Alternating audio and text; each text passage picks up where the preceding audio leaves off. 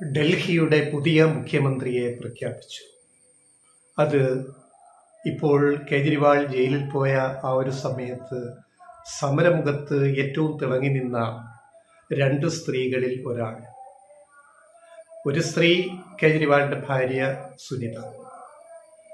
രണ്ടാമത്തെ സ്ത്രീ കേജ്രിവാളിൻ്റെ മന്ത്രിസഭയിൽ പ്രധാനപ്പെട്ട 4-5 വകുപ്പുകൾ, വിദ്യാഭ്യാസം, ടൂറിസം തുടങ്ങി പ്രധാനപ്പെട്ട മരാമത്ത് ഉൾപ്പെടെ കൈകാര്യം ചെയ്ത വളരെ ശ്രദ്ധിക്കപ്പെട്ട ഒരു സ്ത്രീ മുഖം അതിഷിയെ പുതിയ നിയുക്ത മുഖ്യമന്ത്രിയായിട്ട് AAP നിയമസഭാ കക്ഷി യോഗം തിരഞ്ഞെടുത്തു. കേജ്രിവാൾ രാജിവെക്കുന്ന മുഖ്യമന്ത്രി കേജ്രിവാളാണ് അതിഷിയുടെ പേര് നിർദ്ദേശിച്ചത്. അപ്പോൾ ഡൽഹിയിൽ 3ാമത് വനിതാ മുഖ്യമന്ത്രി. ആദ്യം ഷീലാ ദീക്ഷിതായിരുന്നു. 15 വർഷം നീണ്ട കോൺഗ്രസ് ഭരണത്തിലെ 3ാം ഗവൺമെൻറ്, ഷീലാ ദീക്ഷിതിൻ്റെ ഗവൺമെൻറ് അഴിമതിയിൽ മുങ്ങിക്കുളിച്ച അന്നത്തെ വാർത്തകൾ നമ്മൾ ഓർക്കുക.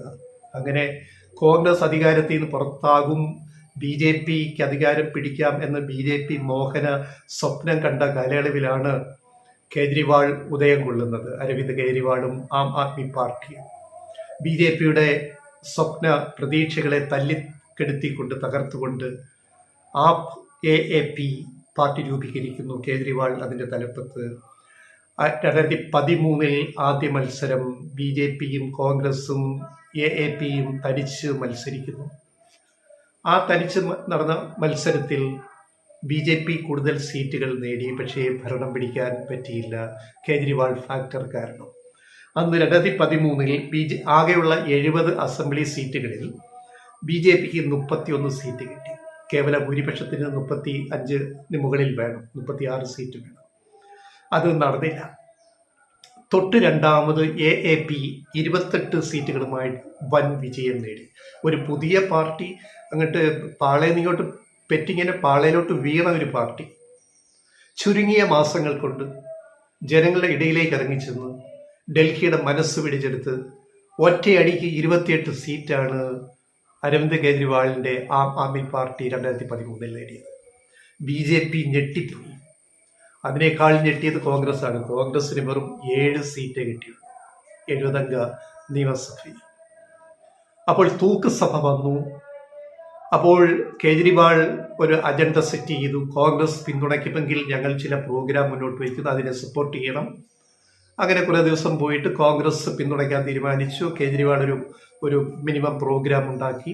7 MLA-മാരുടെ പിന്തുണ കോൺഗ്രസ് കൊടുത്തു. അങ്ങനെ 2013 ഡൽഹിയുടെ മുഖ്യമന്ത്രിയായിട്ട് കേജ്രിവാൾ ചുമതലയേൽക്കുന്നു.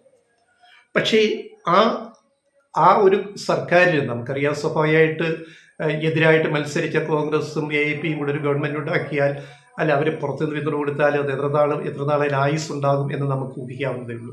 എന്തായാലും 49 ദിവസം മാത്രമേ ആ ഗവൺമെൻറ്റിന് ആയുസ് ഉണ്ടായുള്ളൂ, 1ാം കേജ്രിവാൾ സർക്കാരിന്. അങ്ങനെ ഡൽഹി അസംബ്ലി പിരിച്ചുവിട്ടു, രാഷ്ട്രപതി ഭരണം വന്നു. അടുത്ത വർഷം 2014 കഴിഞ്ഞ് 15 വീണ്ടും ഇലക്ഷൻ നടക്കുന്നു.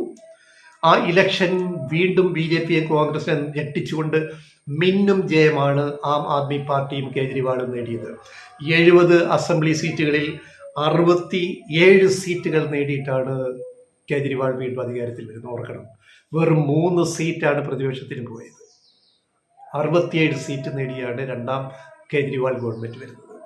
അത് 5 വർഷം പൂർത്തിയാക്കി ഒട്ടേറെ വികസന വിദ്യാഭ്യാസ പരിഷ്കാരങ്ങൾ നടത്തി. ഡൽഹിയിലെ ജനങ്ങളുടെ പിന്തുണ വീണ്ടും വർദ്ധിച്ചു. അങ്ങനെ ആ 5 കൊല്ലം കഴിഞ്ഞ് 2020 വീണ്ടും വൻ വിജയമാണ് കേജ്രിവാളിനും AAPക്കും ഡൽഹിയിലെ ജനങ്ങൾ നൽകിയത്. ആ തിരഞ്ഞെടുപ്പിൽ 70 സീറ്റിൽ AAP 62 സീറ്റ് നേടി. 62 സീറ്റ്. പിന്നെ ഈ ഗവൺമെൻറ് വന്നതിന് ശേഷമാണ്, 3ാം കേജ്രിവാൾ സർക്കാർ വന്നതിന് ശേഷമാണ് 2020 കഴിഞ്ഞിട്ട് 21, 22 എങ്ങനെ കേജ്രിവാളിനെ ഒതുക്കാമെന്ന് നോക്കിയിട്ട് കേന്ദ്ര അന്വേഷണ ഏജൻസികളെ BJP ഗവൺമെൻറ്, മോദി ഗവൺമെൻറ് സ്വാധീനിച്ചിട്ട് ഈ വളരെ കുപ്രസിദ്ധമായ ഡൽഹി മദ്യനയ കേസ് കുത്തിപ്പൊക്കുന്നത്. ആദ്മി നേതാക്കൾ, പാർട്ടിയും നേതാക്കളും 100 കോടി രൂപ കൈക്കൂലി കൈപ്പറ്റി എന്ന് ഉള്ള ഒരു കുറ്റാരോപണം ഉന്നയിച്ചുകൊണ്ട് EDയും CBIയും എടുത്ത കേസുകൾ AAPയുടെ പ്രമുഖ നേതാക്കൾ ജയിലിൽ പോയി കിടന്നു. മനീഷ് സിസോദിയ ഉപമുഖ്യമന്ത്രി, അദ്ദേഹം 1.5 വർഷത്തോളം ജയിലിൽ കിടക്കേണ്ടി വന്നു. സഞ്ജയ് സിംഗ് MP കിടക്കേണ്ടി വന്നു. അവസാനം കേജ്രിവാളിനെ കഴിഞ്ഞ മാർച്ച് 21 അറസ്റ്റ് ചെയ്തു ED. 6 മാസം അദ്ദേഹം ജയിലിൽ കിടന്നു. CBI കേസെടുത്തു. ഇപ്പോൾ അവസാനം സുപ്രീം കോടതി ജാമ്യം കൊടുത്തിട്ട് അദ്ദേഹം 13-ാം തീയതി പുറത്തിറങ്ങിയപ്പോൾ പ്രഖ്യാപിച്ചു, ഞാൻ മുഖ്യമന്ത്രി സ്ഥാനം ഒഴിയുന്നു. 2 ദിവസത്തിനകം പുതിയ മുഖ്യമന്ത്രി ഡൽഹിക്കുണ്ടാവും. വീണ്ടും എതിരാളികളെ ഞെട്ടിച്ചുകൊണ്ട്, കോൺഗ്രസിനെ BJP ഞെട്ടിച്ചുകൊണ്ട് അടുത്ത നീക്കമാണ് കേജ്രിവാൾ നടത്തിയത്. ജനങ്ങളിലേക്ക് ഇറങ്ങിച്ചെല്ലുന്നു.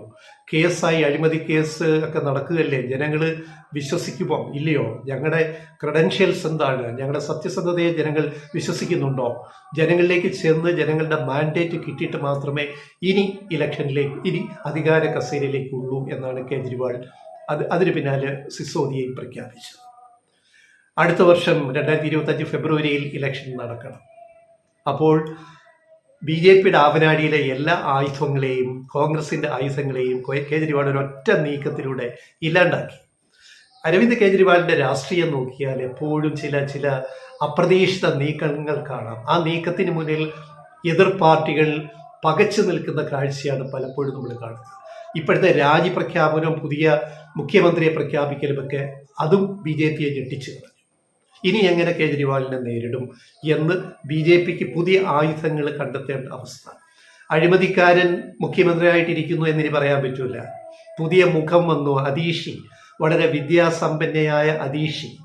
ഡൽഹിയിലെ പ്രശസ്തമായ സെന്റ് സ്റ്റീഫൻസ് കോളേജിൽ ഹിസ്റ്ററി 1ാം റാങ്കോടുകൂടിയാണ് അദീഷി പാസ്സായത്. അതിനുശേഷം അവർ PG പഠനത്തിന് പോയത് ഓക്സ്ഫോർഡിലാണ്. അവിടുന്ന് PG പഠനം കഴിഞ്ഞിട്ട് ഇന്ത്യയിൽ തിരിച്ചെത്തി പ്രശസ്തമായ ഋഷി വാലി സ്കൂളിൽ അധ്യാപികയായി. അതിനുശേഷം അഴിമതി വിരുദ്ധ പ്രസ്ഥാനത്തിലൂടെ ഡൽഹിയിൽ അണ്ണാ ഹസാരെയും കേജ്രിവാളും ഒക്കെ നയിച്ച അഴിമതി വിരുദ്ധ പ്രസ്ഥാനത്തിൽ ചേർന്നു. അത് കഴിഞ്ഞ് AAPയിലേക്ക് എത്തി, രാഷ്ട്രീയ പാർട്ടിയിലേക്ക് എത്തി. അങ്ങനെ നിയമസഭാ അംഗമായി.